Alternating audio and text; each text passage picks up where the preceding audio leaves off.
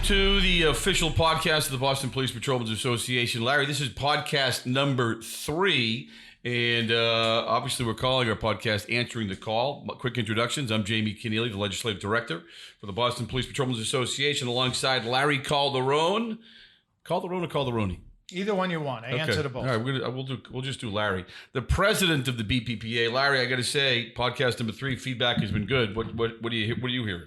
Hearing the same thing, Jamie. Speaking to officers pretty much every other day, telling me, hey, great job on the podcast, great idea on the podcast. One of the things that we heard a lot on the campaign trail for the last few years was the union needs to do a better job at getting information out to the membership. And whether, I know you're responsible for the majority of it, but whether we're bringing Twitter from 200 followers to almost 5,000 followers, me setting up the union-wide email list, to now having an open forum on our own podcast that plays for our members, whether they're doing a detail, riding in a car, or whatever they might be doing. They can take 20, 30 minutes to listen to the most important topics that are ongoing every 30 days or so down at the BPPA. So this is great, and we're getting great feedback on it. And I'm just going to say, the one thing I keep hearing time and time again is our officers just want to hear, hey, listen, guys, girls, you're doing a great job. And finally, they have a place where they can go to hear that. And I think the podcast, we've done that over the first couple episodes. Obviously, something we want to continue, but we can't say it enough. Our officers, those who are listening, you're doing a hell of a job. Everyone needs to hear that. I mean, you and I were just together yesterday when we had a member of our family services unit show up down the Union Hall just to stop down, say hello, and ask me specifically how I was doing. That means a lot. I know the men and women on the street need to hear they're doing a good job, and they need to hear, hey, thank you. But we're all human beings. So on a sensitive note, I thank that officer tremendously for stopping by the Union Hall and just checking in to see how we're doing. Yep, the appreciation matters, and given all the negativity surrounding our profession, people need to know. And again, I think most people in Boston who grew up in Boston, live in the city, know that we do, in fact, have one of the best, if not the best, police departments in the nation. And I think that's something you don't hear enough. Yeah, couldn't agree more. Real quick, Larry, I know you, unfortunately, sadly, your father passed away recently. I was at the services with you. The turnout was tremendous. Do you want to touch on that real quick? Yeah, I'll say thank you, Jamie, to obviously you, the leadership team, and all the members of the BPPA and members of the department that showed up. I duly appreciate the outpouring of sympathy and support, which is kind of what I was hitting to about the officer from Family Services showing up yesterday. It means a lot to have the members of your own organization and the extended department and friends everywhere just reach out and say, hey, how you doing?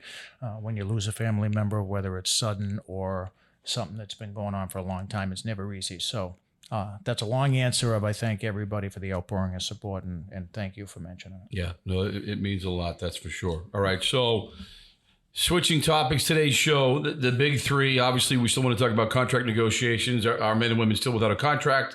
We have a new commissioner, Michael Cox. Welcome back to Boston. And another, no surprise here, another dumb, insulting article in the Boston Globe, this time accusing the BPD, the BRIC, specifically of being racist. Surprise, surprise. But before we get to that, and I know there's some news you want to share, but I think we should probably mention the fact that we had 2 officers hurt, literally run over at the Puerto Rican parade 2 or 3 weeks ago when a deranged, clown thought it was okay to blow through a barricade at the Puerto Rican parade, striking our officers. Thankfully, for the love of God, they are okay. But there's no doubt that their heroic response saved lives. Larry, what do you say to that incident? Yeah, it's glad. I mean, we're glad to hear that the 2 officers are recovering well. But this is a prime example of what we talked about in our previous podcast, with the city issuing permits every single weekend for a multitude of different reasons. And look, we love parades and celebrations. We're not saying don't have them. But what we're saying is it takes police officers to provide public safety. And whether you're talking about a huge strip for an open Open Street Festival, Thank Jamaica you. Yeah, Plain, couldn't 2.7 miles from couldn't spit it Jackson out. Square to the monument. Yeah, if you're talking about the open streets in Jamaica Plain, you need police officers to prevent a tragedy like we saw in Wisconsin. If you're going Charlottesville, Wisconsin. Yeah. if you're going to put thousands of people in the middle of a street, if you're going to put 1,000 people up on Jewish Memorial Drive to celebrate a festival, someone's heritage, whatever it might be, we're all about it. But public safety is a must, and you have to have police officers at intersections when you're closing streets with the authority to stop people legally. And in this instance, we had 2 police officers together at this location. Thank God. Yeah, thank God. And the guy just totally disregarded the barriers, totally disregarded the police officers, ran 2 of them over with his vehicle until they were finally able to apprehend him. We do a great job every day out there. You need to say thank you. You need to tell the officers to be safe. But even more so, you need to tell the public officials, Hey, wake up. Yeah, where are you? Are you out there saying thank you? Are you visiting the officers in the hospital? And be vocal. Talk about supporting your local police officers in the job they do every day and make it easier for them. Stop this facade of defunding one day and then patting us on the back the next. The reality is we do a great job every day. We're short hundreds of police officers. Get with it, elected officials. Well, and we should probably mention, because I know you heard from elected officials. I certainly did too. Councilor Aaron Murphy, Frank Baker, Eddie Flynn, Michael Flaherty always seem to make that call, always take that extra moment or second to check in.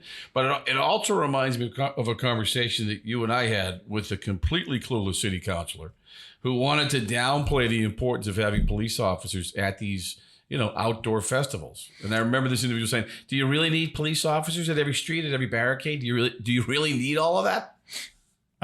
I'm going to say real quick on that, Jamie. Yes, you do. And it's obvious just based upon what happened with the 2 officers getting struck by the car. But forget that nonsense for 1 second. Let's go back to what you just said. It's the same 5 or 6 city councilors that are always being vocal supporting police officers. It shows you how divided we are in the city of Boston. We talk about inclusion. We hear this rhetoric from the city council as a whole, and I call it rhetoric, even though I know I'm going to offend some of the councilors.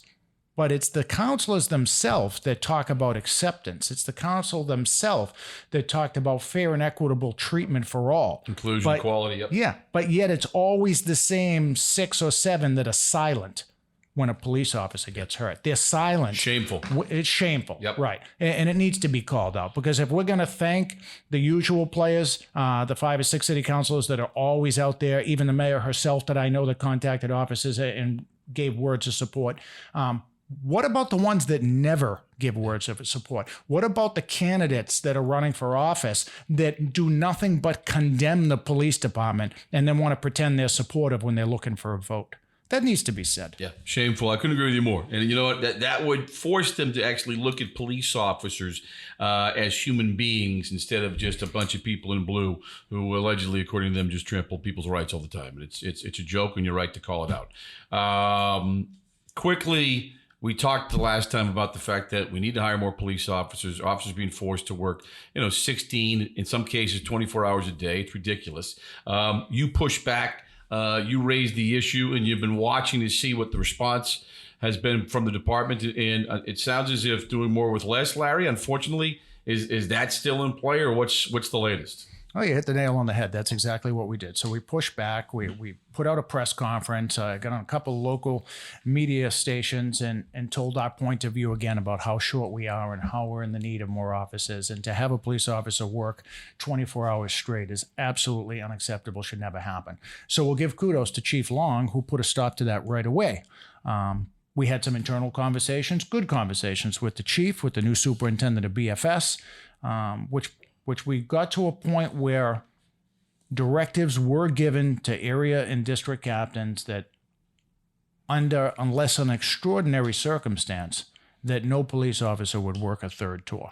That is great. That is what we set out to do, and we accomplished it. We don't want police officers working a third tour short of some major catastrophe, whether it be a marathon bombing or a 9/11 incident that's obviously It's going to be the exception. Sensitive to talk. It has to be the exception. It's not going to be the rule. But let me tell you what we have found out now over the last 3 to 4 weeks as we've been watching and we've been garnering the help and support of our elected reps in the House at the union. What we have found out is the city and the department, I'm not quite sure if one is to blame only or both, but basically they're playing a numbers game of robbing Peter to pay Paul. What they have done now is sent out directives that no officer will work a third tour, but they have in the department their own minimum staffing levels, that being the least amount of police officers it takes to answer the calls for service to keep the general public and the officers safe on a tour of duty. That minimum level is not even being met. What the department has done, and we have the actual baton orders from the last half around the city over the last 3 to 4 weeks, what they've been doing is running short. They have a minimum staffing level that they do not meet, and they will not order officers to meet if it puts them on a third tour. Now, we're stuck in a quadrant because we don't want officers working a third tour. It's absolutely unsafe. But now you turn the page and we're not any better. We're actually worse off maybe than we would be if we had a body there. Because now instead of the minimum level of officers to keep everybody safe, you're putting officers and the general public at risk by not having enough bodies. So I'm going slow and I'm stressing it. This charade that the department is playing with the general public is nothing more than lies. And I'm being very strong. I know we don't like to say lies, but we don't have enough bodies. We don't have the men and women on the street to answer the calls for service, to keep each other safe at night, during the day, when the crap hits the fan and people are calling 911. And I'll stay on 911 because the 911 operating system has the same problem that the sworn officers do. The 911 call takers are down 60% to their minimum staffing. Let me say that again for you so it sinks in for everybody that is listening. They're down 60% of their manpower. They're ordering them around the clock. They can't hire bodies fast enough, which means calls are stacking. Sorry, Jamie, sorry. That means calls are stacking. That means officers are overworked. They never get a break, and it just keeps rolling downhill. But you hear nothing about it in the media because the Globe would rather write a slanderous story about the BRIC, which isn't true, instead of telling the truth about a department that is inept. And it's not everybody, but it comes down to management and it flows all the way to the mayor's office. We are short hundreds of bodies, and a police officer or a member of the general public is going to be hurt or killed because of their lack of sincerity of hiring bodies. Yep. And you know what? And I guess that obviously when you talk about the 60%, they're down 60%. We say it all the time. When you continue to disparage and disrespect and bang on law enforcement, at some point people are forced to ask the question, what am I getting out of this? Where is the satisfaction in doing this job? And it's why we continue to say enough with the ridiculous criticism. At some point you need to build up and support your law enforcement officers. But, mandatory minimum staffing levels, it's funny, I think of, for those who don't understand it, I know in nursing, and you've got some nurses in the family, there is a standard nurse to patient ratio where they want, 1 nurse to 5 patients. That's one nurse to 3? Three patients. So one nurse, it's gotten better. Okay, but what they're saying is you need to have these ratios in place, these minimum staffing numbers in place to ensure the best care possible. Similar to the 1 nurse for 3 patients, there are minimum staffing levels in the police department to make sure that when you call 911, your call gets answered. You're not put on hold. And we have enough officers to back guys up in difficult calls. But I mean, just maybe touch a little bit more on that. It's minimum. We're not even filling the minimum. Are we at a crisis level? We are at a crisis level. And I'm going to put some numbers out there that I know the department won't put out there. But you have a sector in the city that's one of the largest geographical areas in the city. And on the midnight shift, they have two officer cars, 2 single officer cars, and maybe a wagon with 2 more officers. So you're talking about 8 bodies on the street for a huge geographical area in the city. And on a consistent basis, they will call what they have, what they term the emergency deployment teams. So they activate a 2-officer car and a single officer car, and they take them to another part of the city. So if you're stripping a district who has 8 officers on the street and 1 inside for a total of 9, and you take 3 of them away, that leaves 5 officers to answer the calls for service. Now, if you have 2 of them that are off on arrest, that leaves 3. How can anyone in the general public feel safe sleeping at night knowing that there's 3 police officers that are driving around protecting the general public for anything that might happen and be available for a call for service that undoubtedly will take all 3 officers to respond to, leaving no one for active patrol, leaving no officers to back up officers in need, leaving no sworn police officers on the street? How can somebody feel safe in the city of Boston going to bed at night knowing that that's happening? And it's not just in one area, Jamie. It's happening throughout the entire city. You say it all the time, hire more police officers. That is the obvious fix. You need more bodies to ensure that layer of safety and security. Is there a sense of urgency? It seems like no matter how many times you say it, is the message being received that the time to hire police officers isn't now? It was a year ago. We need more bodies. Do you feel like enough is being done? No, which is why you have this sense of aggravation in my voice here today on this podcast. Yep. I don't feel like we're being listened to. I don't feel like we're getting the response that the men and women that are out there serving the general public daily deserve. You're right. I've been banging this drum for a year and a half now that I've been president, and we're getting no satisfaction from it. What we did get was we got a class that was supposed to go in, I believe in September, now being put off to the end of the year.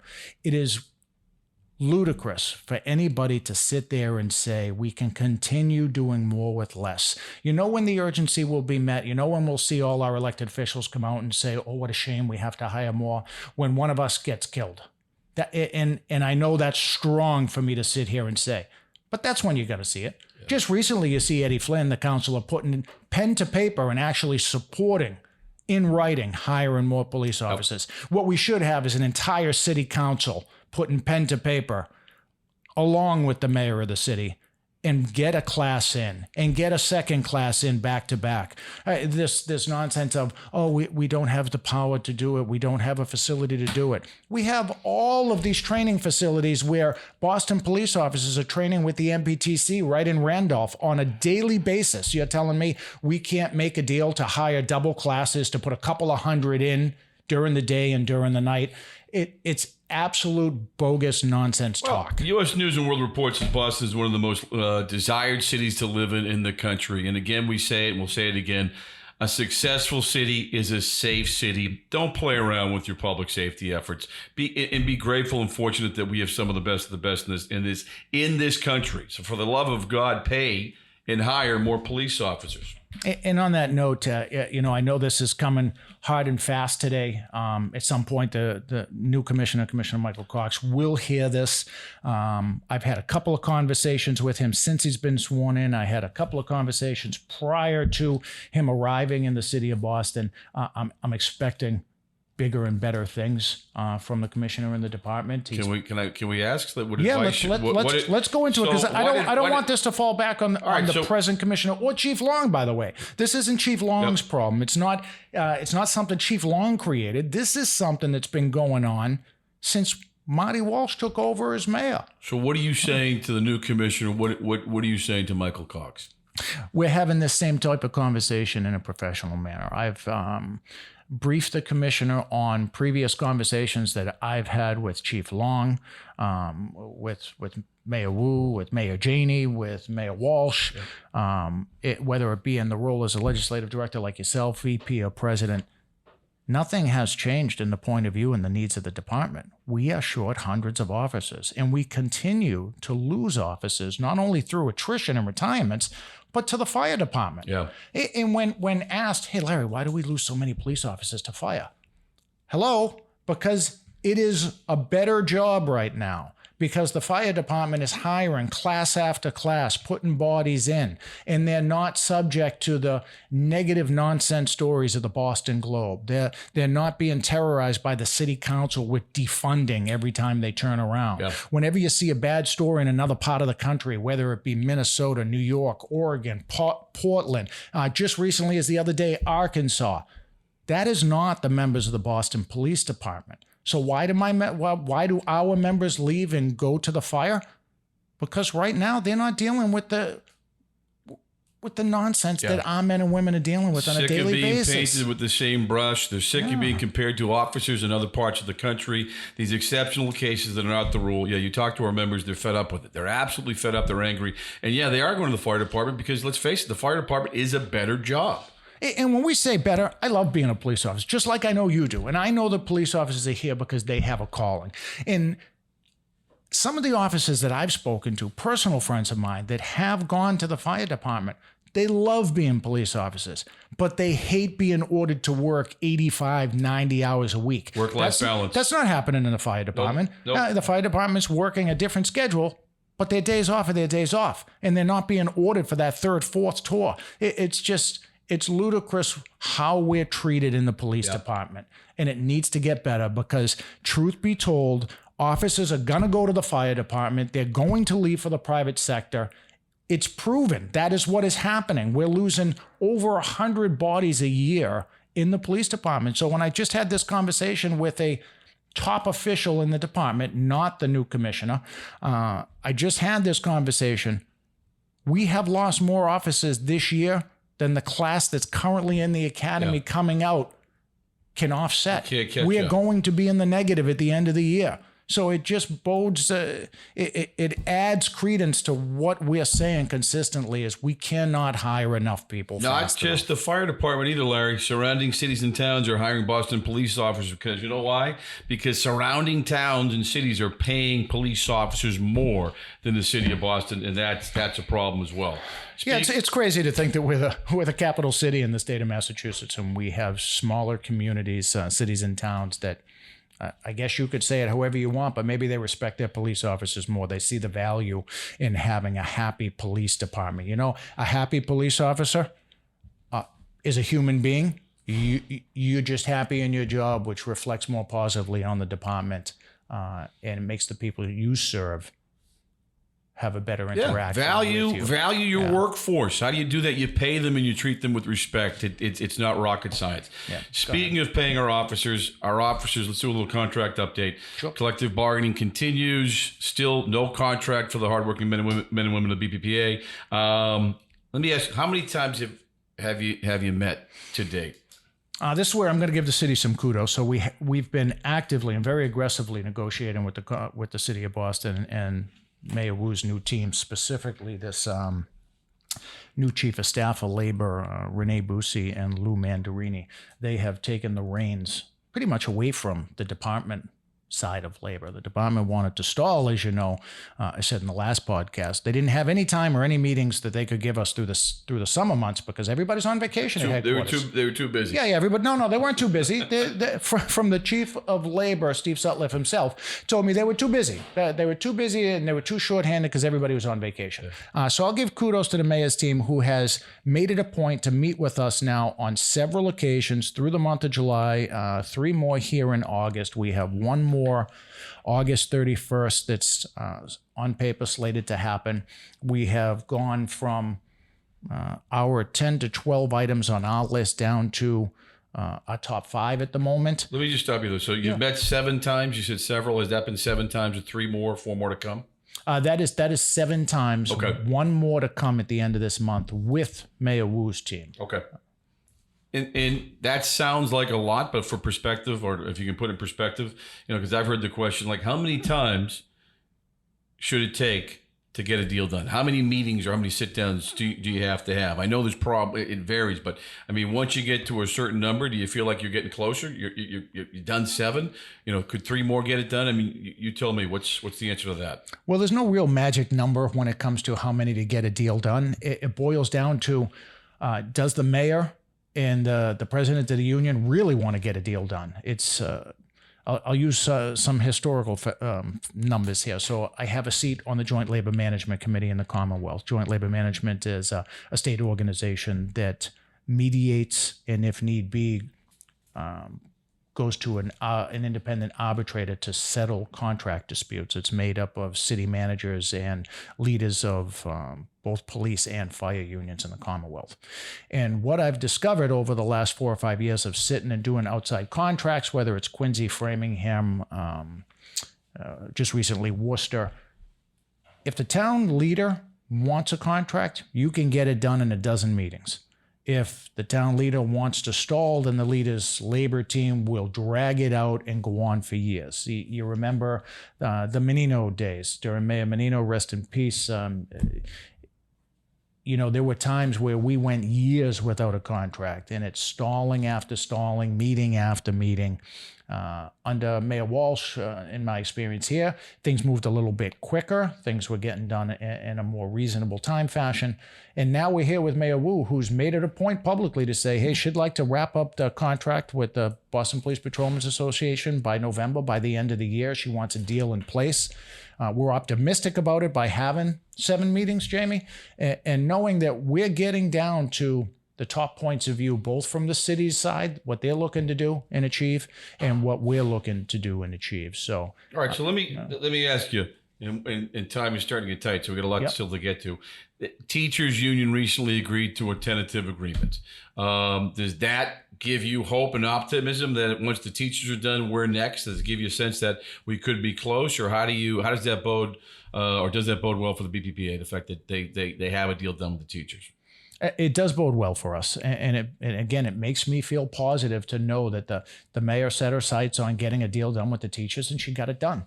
The same person, that Lou Mandarini and Renee Bussi, they were the chief negotiators for the teachers. They are the chief negotiators here with our organization. It's important for the members to know, as the leadership team has been going around to roll calls and stations, and the House of Reps has been talking to their members, it is a fluid negotiation. We had a top 5 that we talked about in the last podcast. Well, that's changed by 1 now. And every time we get to the table, it may change again, because if the city gets to a point where they say, absolutely no, we're not doing that, well, then we may have to change our strategy, and vice versa on the other side of the table. But what the mayor does know, and the chief of her team does know, is if we don't get to an agreement that I can bring back to the members to vote on, then we will have to file for arbitration at the Joint Labor Management Committee. And to be clear, you're not afraid of arbitration. No. Okay. I'm not afraid of arbitration. And I said that quickly because we want the members to know we're not afraid of arbitration. Well, we have a seat up there. We've been through this before. You understand the process. The 5 issues remain the same: wages, educational incentive, 4-on-4 schedule, residency. Details is on the table. I've heard people say and ask, you shouldn't put details in the contract. That doesn't seem to make a lot of sense when you consider we have one of the lowest detail rates in the state. And I think I've heard you say time and time again, it's up to the commissioner to raise the detail rate, and nobody has in recent history. So when somebody says to you, you shouldn't have details in the contract, what do you say to them, Larry? The people that are running around the city saying you don't want details in their contract lack the information and the knowledge of what they're talking about. And I say that respectfully because it's just a lack of information and knowledge. You absolutely want your details in your contract.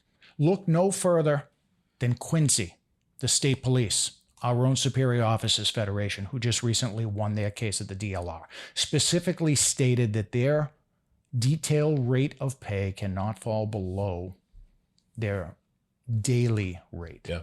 So when protections in place in the contract, there's protections in place, there's pay raises to be had.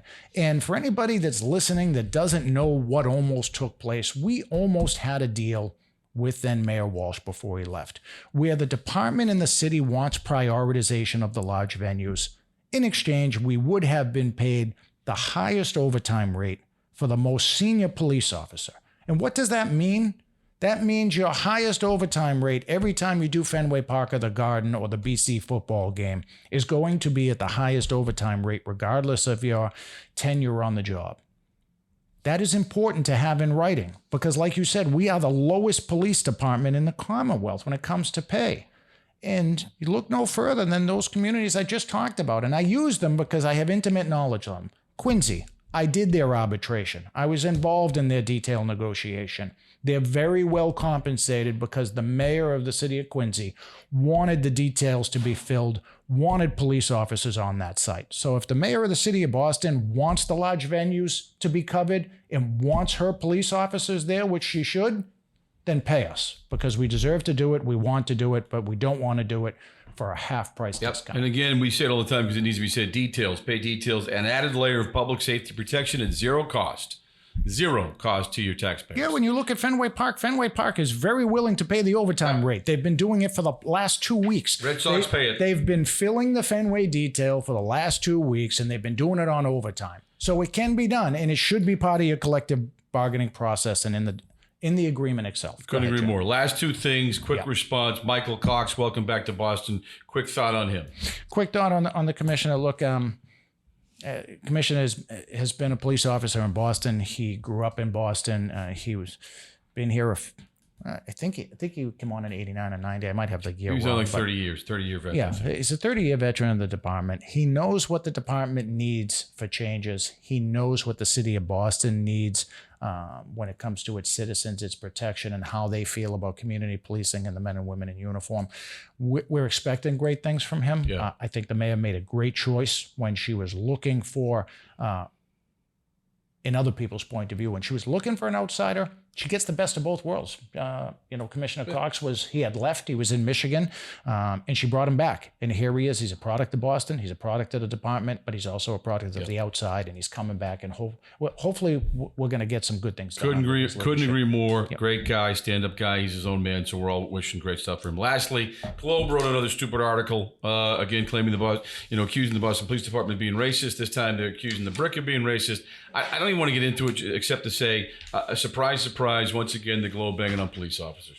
No surprise there. And I think I took a couple of shots at the Globe earlier, but, basically the Globe, if you look at them today, they love to report about Rhode Island. Maybe they should continue reporting on a state other than the Commonwealth of Massachusetts, because all they do when it comes to Massachusetts is bash police officers. Yeah. They've written stories in the past about our Boston Regional Intelligence Center, the BRIC, along with some really nasty city councilors that only have their certain political views, that the BRIC is racist, the BRIC should be unfunded, the BRIC should be done away with. And then in the very next breath, the Boston Globe and those same anti-police city councilors in Boston will have you believe that the BRIC should have done a better job. The BRIC should have done more. Doing their job. Yeah. I mean, pick a story. You know what? Cut the crap. Yeah. You know what? They shouldn't have withheld the money from the BRIC for the funding. We'd have more offices there. They'd be able to do a more in-depth job. And you know what would happen? The Globe and the same city councils would take shots at them anyway. So I'll stop short of there saying, stop the nonsense. It needed to be said, enough of the nonsense. All right.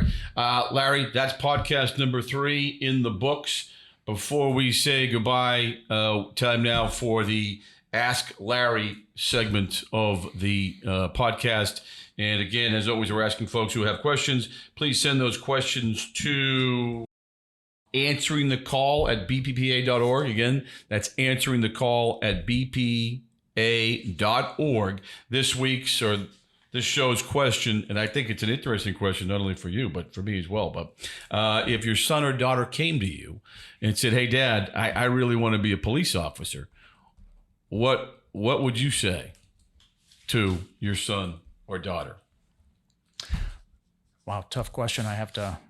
And again, answeringthecall@bppa.org. BPPA.org. BPPA.org. Boston Police Patrolmen Association. Two P's. I said one P? I wasn't sure. All right. Well, thank you for pointing that out. Okay, so what do you say? I mean, policing has changed since you've been on, but you have a son or daughter who says, "Dad, I want to protect and serve." Tricky. Yeah, it's a tricky thing for me to answer. Obviously, I'm a little worked up today. If my son or daughter came to me and said that they really want to be a police officer, I look at that like when any police officer got hired or when they were trying to be hired. It's a calling. We all have specific reasons why we wanted to be a police officer, and at some point at junctures, all of the opinions and the topics, they'll come to some junction of service. We're all here for a reason of serving the general public. Public service, making a difference. Yeah, helping people, being involved at people's worst times of their life or their most important time of need for somebody from law enforcement, and we have that desire to be there and make that difference. So that being said, if my son or daughter came home and said they wanted to do it, then obviously I would support them in their endeavor, but I would give them 28 years of experience and knowledge of how the police department here in Boston has changed since I've been a police officer. I'd give them that historical point of view and years of experience that I have. But at the end of the day, people want to be a police officer for their own reasons. And if my son and daughter wanted to do it, of course I would support them in that endeavor. And I would say to everybody out there that might be thinking, hey, police officers today, we get such a bad rap. We're always having the negativity pointed at us. We're always the gotta have a thick skin. Yeah, we're always the whipping child or the person to blame. Crap rolls downhill, and it's always the police department's fault. I still think you need to tell your son and daughter, this is a great job. Yeah. When I leave roll call, and you've been with me, and the members have heard me probably to their nauseum, this is a great job, and we're here for a reason. So at the end of the day, hopefully we're making that difference to the general public we serve. I'm just going to quickly jump onto that. When I became a police officer, 3497, I was a reluctant police officer. I wasn't sure.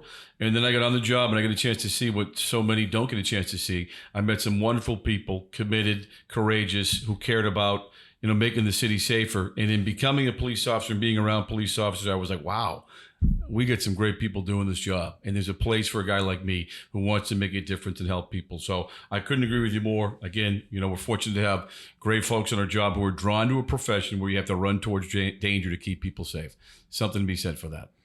Yeah, couldn't agree more, Jamie. Hey, just on the BRIC, I'm not quite sure if I slid it in there, but we owe a big thank you to the men and women that serve in the BRIC, police officers and detectives and supervisors alike. They're doing a tremendous job up there under constant scrutiny. So if any of you are listening, which I hope you are, please pass that along to both the detectives and the Federation. They're doing a tremendous job up there. Podcast number 3 in the book. Again, thank you to BPPA President Larry Calderone. I'm Jamie Kenneally, Legislative Director for the BPPA. Until the next time, thank you for listening. And to our men and women out in the street, please stay safe. Good night, goodbye, and good night, or good day, everybody.